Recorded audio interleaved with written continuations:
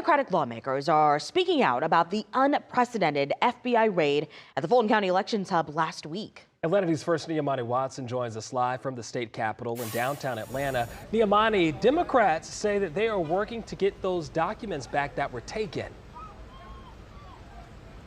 That's right. House Democrats say what happened with the FBI at the Fulton County Elections Hub sets a dangerous precedent for future elections, not only in Georgia, but across the country. Now, lawmakers gathered on the state capitol steps to, quote, sound the alarm, calling the FBI raid an attack on fair and secure elections. Last week, FBI agents hauled away around 700 boxes of documents related to the 2020 Georgia elections, including ballots and voter rolls.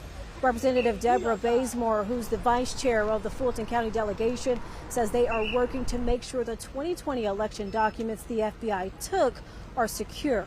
A few floors up, Fulton County Chairman Rob Pitts held a press conference of his own, maintaining that the 2020 elections have been audited and reviewed and have come back with, quote, a clean bill of health.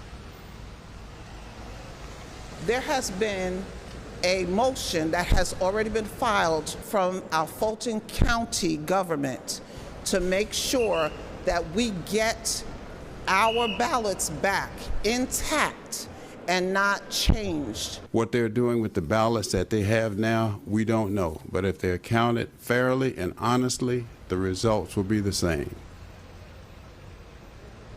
Now, the raid centers around President Donald Trump's claims that the 2020 presidential election was stolen from him. President Trump now threatening to reform how elections are carried out in certain states. The administration has also requested states to turn over voter rolls to the Justice Department.